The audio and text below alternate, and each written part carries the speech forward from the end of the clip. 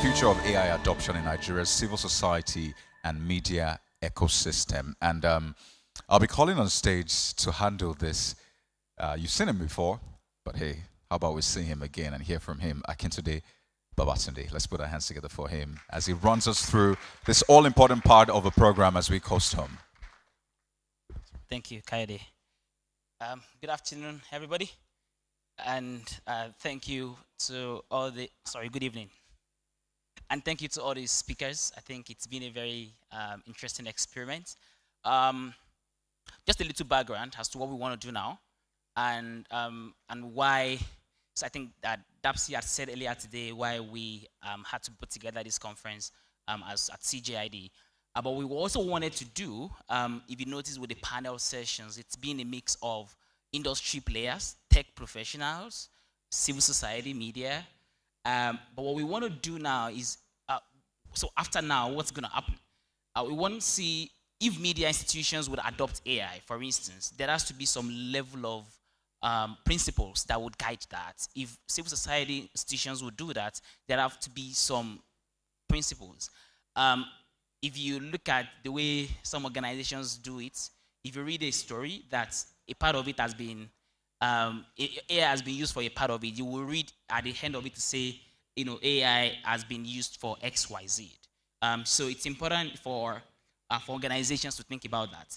But maybe the ideas that we're thinking about, a lot of it have not been captured in all the sessions, and we've not been able to get questions. What we want to do is an open plenary where if you have ideas on how the media can adopt AI, you can share. If you have idea on how AI can be adapted in civil society practice, you can share. If you have ideas on governance principles, you can also share. We are putting together a document that could be used, that could serve as a template for organizations in Nigeria and Africa to start that process.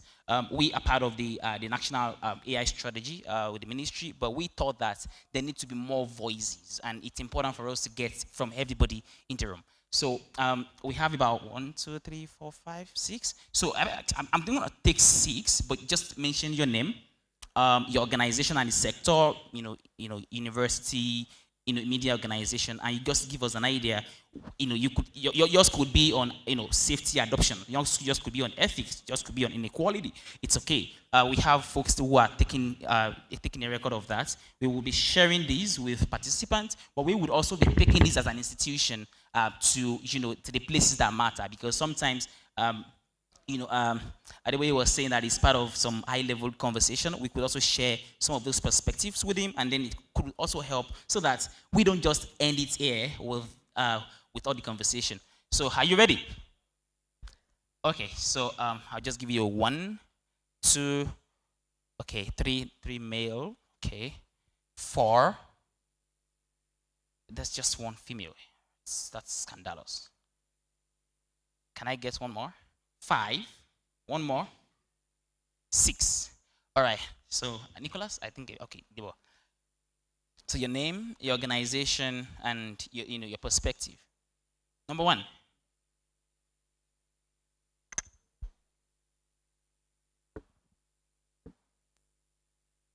Thank you very much. It's been a very interesting day. My name is Dr. Leon Usigbe. I'm the bureau chief of Nigerian Tribune in Abuja here. Personally, I have been very skeptical about AI. But we know it has so many merits, but the risks that I have personally found out, they are immense. Just yesterday, I was playing with my chat GPT. And I asked the question, what are the risks? I was on X, actually. I responded to a post on X about Europe.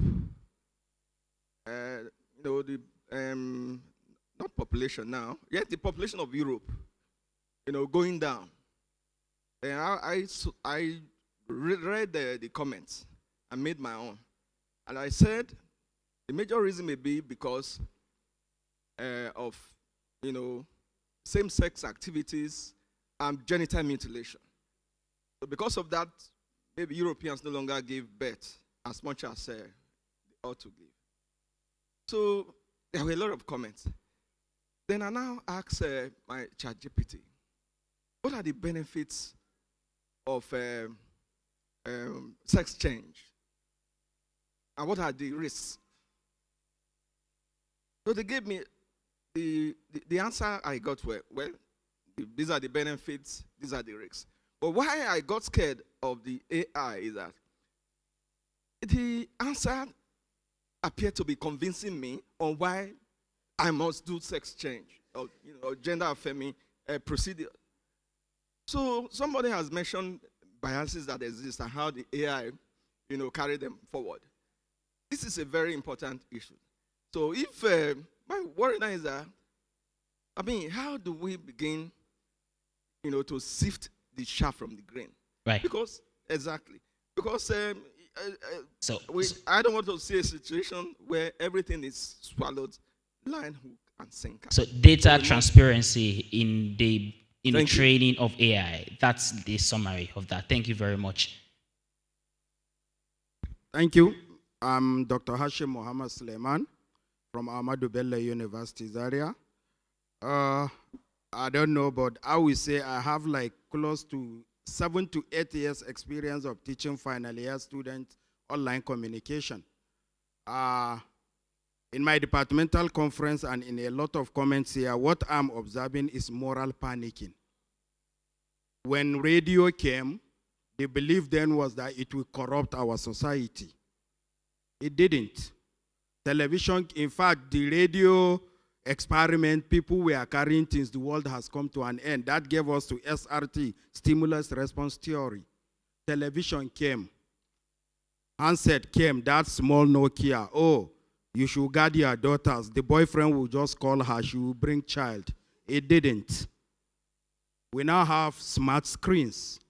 Why am I saying moral panicking? We don't even know the technology we are accusing of doing things.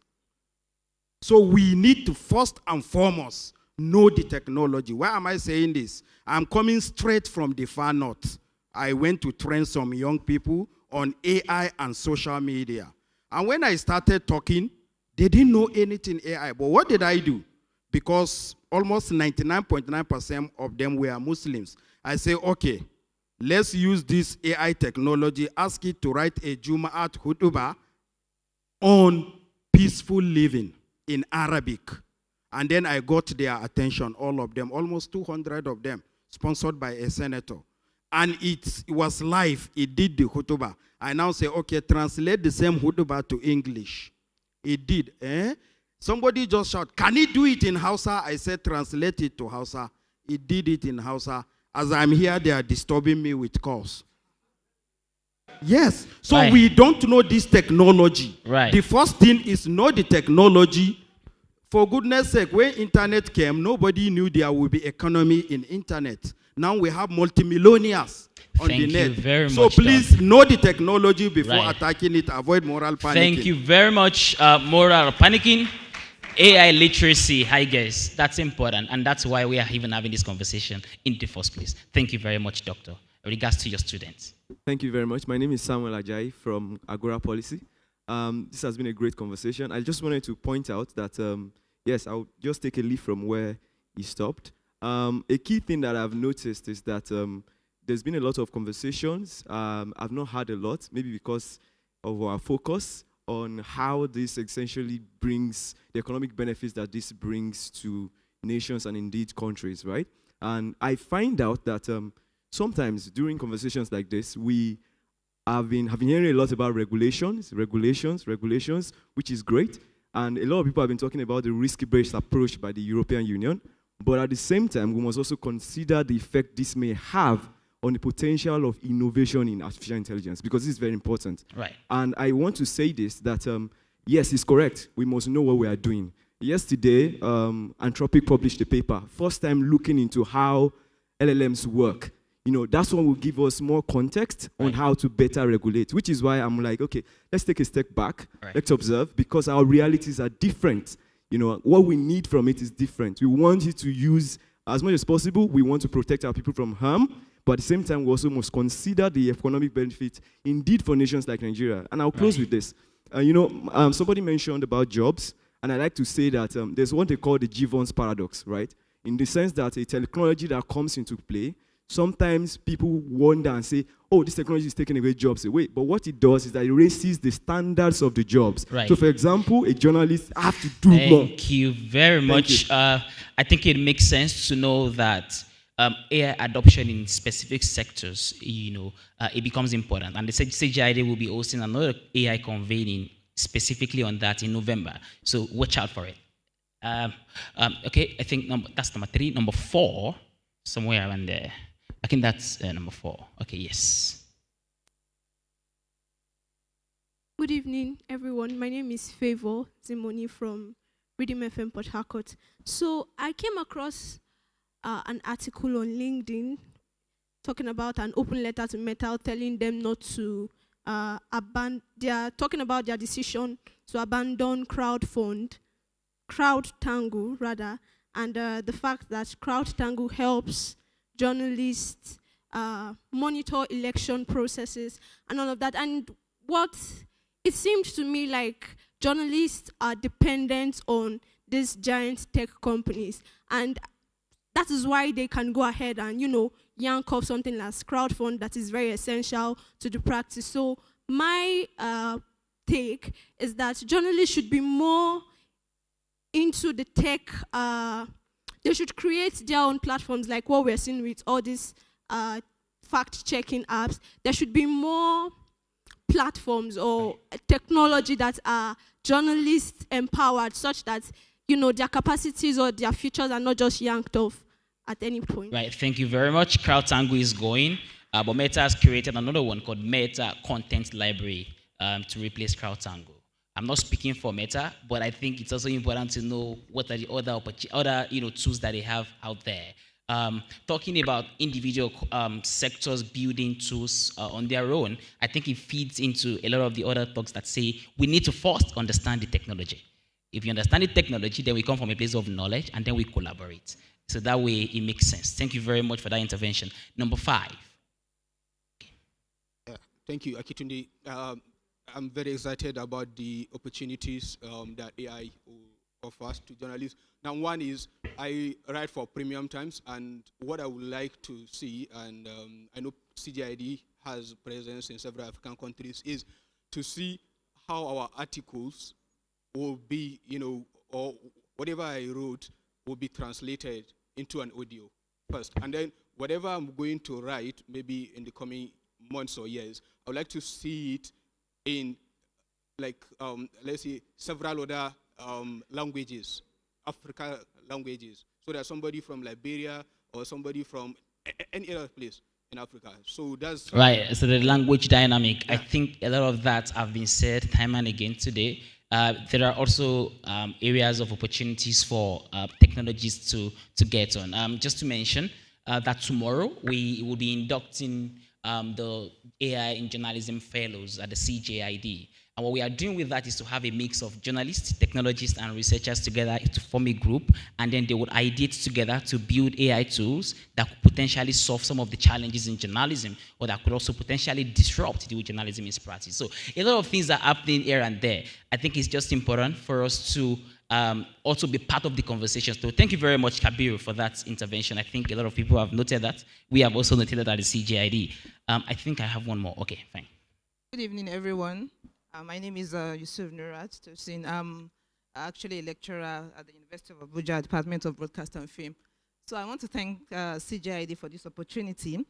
Actually, a lot of people, and I think my colleagues who are also doing their PhD in Kashiri, some of them have this phobia as regards AI.